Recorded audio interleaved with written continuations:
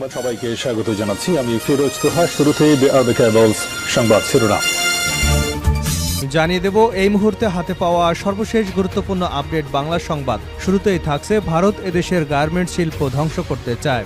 বাংলাদেশ শ্রমিক কল্যাণ ফেডারেশনের কেন্দ্রীয় সহসভাপতি অধ্যাপক হারুনা রশিদ খান বলেছেন, ভারত এদেশের সোনালী আঁশ পাট শিল্প ধ্বংস করেছিল। আজকে তারা এদেশের রপ্তানি আয়ের প্রধান খাত গার্মেন্ট শিল্প ধ্বংস করবার জন্য গভীর ষড়যন্ত্র করছে। তারা এদেশের শ্রমিকদের পেটে লাথি মারতে চায়।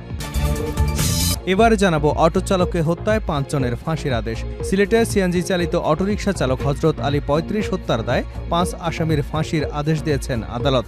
মামলার প্রায় 10 বছর পর দুপুরে সিলেটের অতিরিক্ত জেলা দায়রা জজ চতুর্থ আদালতের বিচারক শায়লা শারমিন আদেশ দিয়েছেন।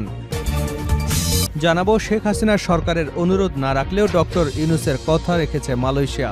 শেখ হাসিনার সরকারের অনুরোধ অগ্রাহ্য করলেও প্রধান উপদেষ্টা ডক্টর মোহাম্মদ ইউনূসের অনুরোধ রাখছে মালয়েশিয়া।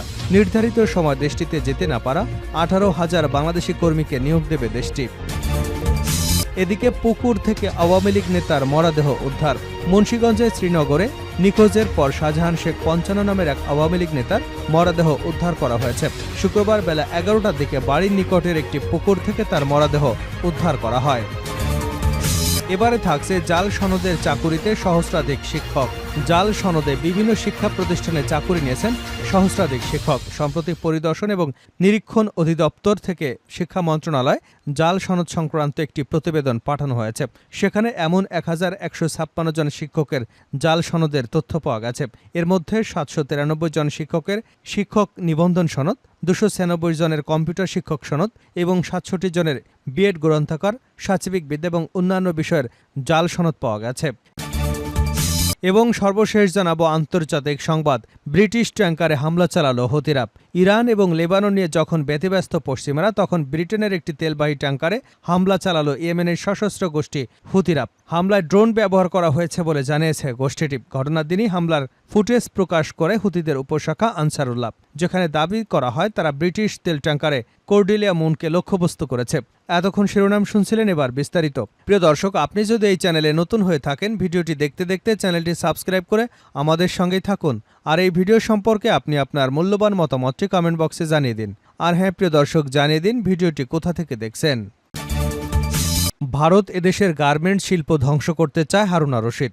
বাংলাদেশ শ্রমিক কল্যাণ ফেডারেশনের কেন্দ্রীয় সহসভাপতি অধ্যাপক হারুনা রশিদ খান বলেছেন, ভারত বাংলাদেশের সোনালী আঁশ পাট শিল্প ধ্বংস করেছিল। আজকে তারা দেশের রপ্তানি আয়ের প্রধান খাত গার্মেন্ট শিল্পকে ধ্বংস করবার জন্য গভীর ষড়যন্ত্র করছে। তারা এদেশের শ্রমিকদের পেটে লাথি মারতে চায়। শুক্রবার ফেডারেশন ঢাকা উত্তরের উদ্যোগে বিশাল শ্রমিক সমাবেশে প্রধান অতিথির বক্তব্যে তিনি এসব কথা বলেন। অধ্যাপক হারুনা রশিদ খান বলেন, স্বাধীনতার পর পাটের গুদামে আগুন দিয়ে পুড়িয়ে দিয়েছিল। ভারতকে সহযোগিতা করেছিল আওয়ামী লীগ। ভারত আমাদের দেশের অর্থনীতি ধ্বংস করতে চায়। তারা আমাদের দেশকে ধ্বংস করতে চায়। তাদের গভীর ষড়যন্ত্র রুখে দিতে হবে। তাদের ষড়যন্ত্র সফল হলে এদেশের মালিকদের তেমন ক্ষতি হবে না, ক্ষতি হবে শ্রমিকদের। শ্রমিকরা কর্মহীন হয়ে পড়বে, শ্রমিকদের ঘরে ভাত থাকবে না। ভারতীয় দোসরদের সকল ষড়যন্ত্র মোকাবেলায় সবাইকে ঐক্যবদ্ধ হতে হবে। মালিক শ্রমিক ঐক্য করতে হবে। তিনি বলেন, আমরা সাম্য প্রতিষ্ঠা করতে চাই। সাম্য প্রতিষ্ঠা করার বিধান ইসলামের কাছে, আর কারো কাছে নেই। এদেশের শ্রমিকদের মধ্যে সাম্য প্রতিষ্ঠার জন্য ইসলামী শ্রমনীতি বাস্তবায়ন করবার দাবি জানাচ্ছি। একই সাথে দাবি করছি শ্রমিকদের জন্য রেশনিং ব্যবস্থা চালু করতে। আমরা চাই মালিক যা খাবে শ্রমিকরা তাই খাবে, এই নীতি চালু করতে। এটি রাসূলের বিধান। তিনি শ্রমিকদের প্রতি আহ্বান জানিয়ে বলেন, ষড়যন্ত্রকারীদের ফাঁদে পা দেওয়া যাবে না।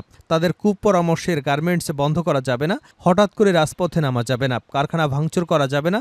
সরকার যে 18 দফা দাবি মেনে নিয়েছে তা সকল শ্রমিকদের কাছে পৌঁছে দিতে হবে। অটো চালককে হত্যায় 5 জনের ফাঁসির আদেশ।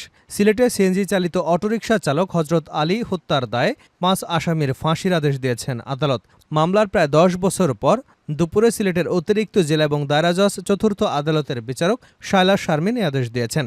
নিহত হজরত আলী সুনামগঞ্জ সদর উপজেলার মঙ্গলকাটা গ্রামের বাসিন্দা। তিনি সিলেটের দক্ষিণ সুরমার আলমপুরা এলাকায় বসবাস করে ভাড়ায় সিএনজি চালিত অটোরিকশা চালাতেন।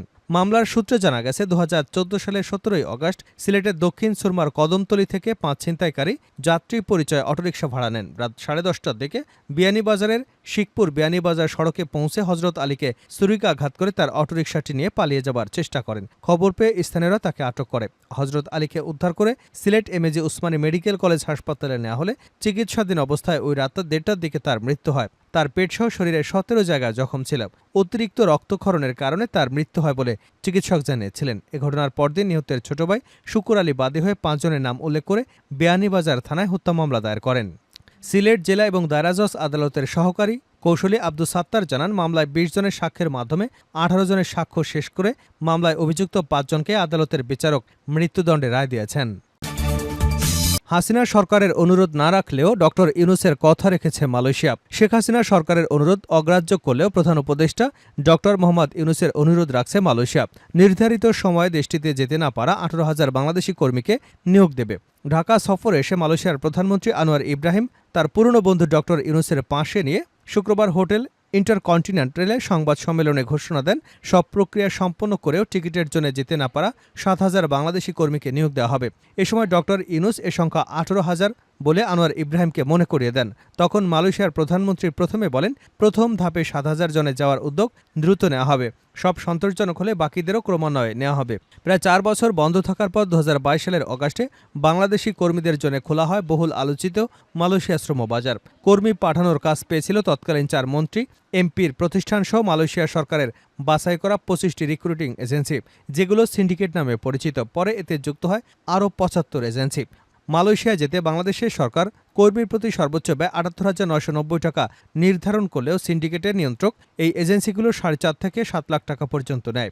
মার্কিন গবেষণা প্রতিষ্ঠানের তথ্য অনুযায়ী কর্মী প্রতি ব্যয় ছিল 5,44,000 টাকা। গত 31 মে বাংলাদেশ থেকে কর্মী নিয়োগ বন্ধ করে মালয়েশিয়া। সেদিন পর্যন্ত 5,26,673 জন কর্মীর চাহিদাপত্রের বিপরীতে জনশক্তি কর্মসংস্থান এবং প্রশিক্ষণ ব্যুরো 4,93,642 জনকে ছাড়পত্র দিয়েছিল। তাদের মধ্যে 4,76,672 জন যেতে পারেন। 16,970 কর্মী সব প্রক্রিয়া সম্পূর্ণ করেও উড়োজাহাজের টিকিট না পাওয়ায় এবং নিয়োগকারী গ্রহণ না করা যেতে পারেননি। মুন্সিগঞ্জের শ্রীনগরে নিখোঁজের পর শাহজাহান শেখ 55 নামের এক আওয়ামী লীগ নেতার মরদেহ উদ্ধার করেছে পুলিশ। শুক্রবার বেলা 11টার দিকে বাড়ির নিকটের একটি পুকুর থেকে তার মরদেহ উদ্ধার করা হয়েছে। নিহত শাহজাহান বীরতারা এলাকার বাসিন্দা এবং ইউনিয়ন আওয়ামী লীগের প্রচার সম্পাদক। নিহত শাহজাহান মদে নেশাগ্রস্ত ছিলেন বলে দাবি পরিবারের। স্থানীয় এবং নিহত পরিবারের সূত্র জানায়, গত বৃহস্পতিবার বাড়ি থেকে বের হয়েছিলেন তিনি। এদিন স্থানীয় এলাকায় তাকে অনেকে মদ্যপ অবস্থায় দেখতে পায়। পরে নিখোঁজ হন তিনি। গতকাল শুক্রবার স্থানীয় কাঁঠালবাড়ি মসজিদ সংলগ্ন পুকুরে তার মরদেহ ভাসতে দেখে খবর দিলে উদ্ধার করে পুলিশ। নিহতের স্ত্রী বেগম সীমা বলেন, প্রায়শই নেশা করে বাড়িতে ফিরতেন শাহজাহান। গত বৃহস্পতিবার সে আর বাসায় ফেরেনি। মরদেহ উদ্ধারের পর মুখে মদের দুর্গন্ধ বের হচ্ছিল এবং তার সঙ্গে কারো শত্রুতা ছিল না, কারো বিরুদ্ধে তাই তাদের কোনো অভিযোগও নেই। শেষ করছে আন্তর্জাতিক সংবাদ দিয়ে। ব্রিটিশ ট্যাঙ্কারে হামলা চালালো হুতিরা।